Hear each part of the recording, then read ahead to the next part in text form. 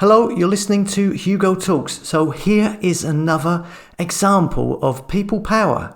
Again, this is just a snapshot of what can be achieved if people stick together and say no. Now, if you remember, I posted a video about the truckers in Australia who were going to protest against the policies being brought in Australia. They were told they had to get mandatory jabs and they grouped together to do a massive blockade.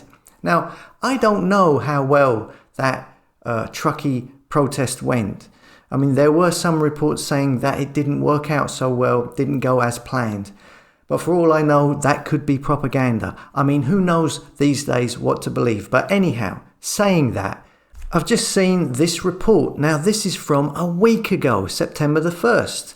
And again, the mainstream are keeping this very quiet, very few reports. Hence why I've only just seen it. And the person who sent it to me, they hadn't seen it either. And they're from Australia.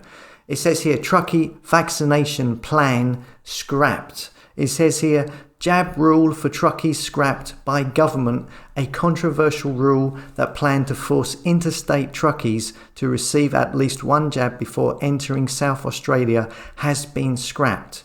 And here as well, South Australia drops vaccine requirement for truckers in wake of protests and freight delays. It says the state of South Australia has dropped the upcoming vaccine requirement for truckies in the wake of protests and freight delays. The regulation was set to go into effect on September the 24th and would have required truck drivers entering the state of South Australia to have received at least one jab. Now, the regulation has been scrapped, and it is still unclear how much effect the planned trucker protests had on the sudden change of plans. You see that bit at the end? It's unclear. They don't know how much of an effect the trucker protests had on the decision. Of course they don't know. Now, this story, again, is something that isn't being shouted from the rooftops because, well, they don't want you to know about this. These are not the seeds they want to plant in people's minds. They want to plant the seeds of fear into people's minds. Not the idea that if you unify and tell them, no, we're not going to do what you say, okay? And then they relent and back off and there's nothing they can do. That's not a seed they want to be planting in your mind. That's the seed of truth. And their bubble of illusion of power is burst. They don't want that. That's why they're not shouting this from the rooftops. That's why people haven't really seen this story. It shows that people unite, say no, and stick together. It shows we have the power. We are in control. The biggest fear the governments around the world have is that we fully realize this. They are pooing their pants. They're cacking their shorts in fear that people around the world awaken and finally come to the obvious conclusion that the population of the world is supposedly 7-something billion? What's 99% of the world's population? 7-something billion? Yeah, if those 7-something billion come together, they could take charge and do whatever they want to do.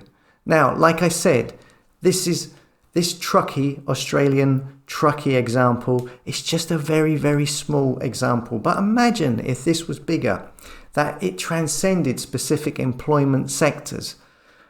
I don't know if you saw my video yesterday, uploaded on the other channel, not this one, about the clothes store Primark and how those couple of hundred people, they went and protested in a Primark store in Birmingham in the UK over jab centres opening in the stores.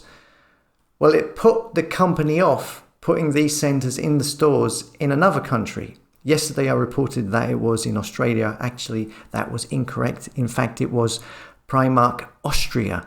It was Primark AU. Got the wrong country. Again, another story that is not getting mentioned anywhere because it showcases that you can affect change. It highlights that we have power in numbers. And in that case, not that many people in a very small amount of time, peacefully protesting in a shop can alter the narrative in another country. alter the decisions made by a big company in another country. I'll tell you what, I'll add that video I did yesterday at the end of this one in case you missed it, so you have the two examples of people power. So again, like I said yesterday, these are good videos to share. They show how we can make a difference, how the authorities and the governments use illusion and the media to convey they are all powerful, when in reality they are just like the Wizard of Oz behind the curtain, using tricks and amplifying their messages through the media in order to manipulate and control the masses.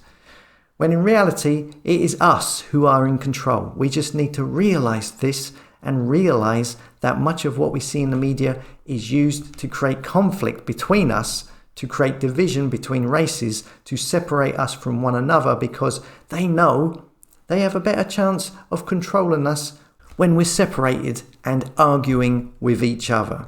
Here's yesterday's video.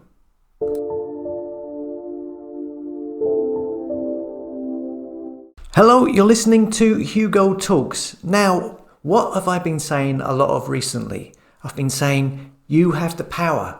You have the power in numbers. United people have the power, okay? I've been going on about this a lot. We've all been conditioned to think otherwise over decades, but people have the power. And here is a good example. This is a good video to share and get out there and let a lot of people see it. It's a small snapshot of what can be achieved if people stick together. It also shows you don't need a majority to make a change. So last week there was a group of protesters who were unhappy at the store Primark. Is it Primark or is it Primark? I never know. Anyway, they were putting jab centres in their store, and a large group peacefully went into the store. It says here, they stormed into the store. No, they didn't. They just walked into the store. And yeah, they made some noise. They vocally transmitted loudly to let the store and the people shopping in the store, to let them know clearly that they were not happy and heartily disagreed with their policies, which they have every right to do. Apparently, they were in there for 5 minutes and left. No violence, no stupid stuff. They went in, said their piece, and went on their way. Now, look at this from Australia. I can't find an online version of this story anywhere.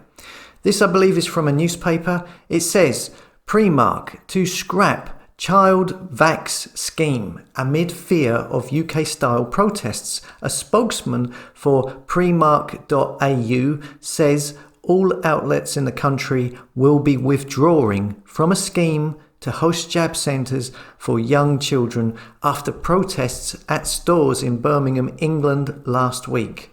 So this highlights that these things work. Something that happens in the UK can have an effect on the decisions of a very large company on the other side of the world.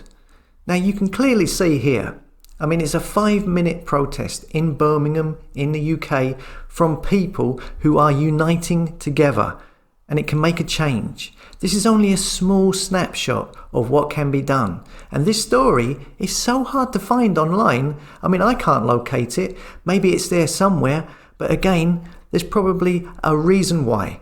They clearly don't want people to see this story. They don't want you, the public, to realise you have the power in numbers. That breaks the illusion. That snaps you out of the spell, because it shows that it works. It shows that the people, when they group together, they can change the decisions of companies. They can change the narrative, the future narrative.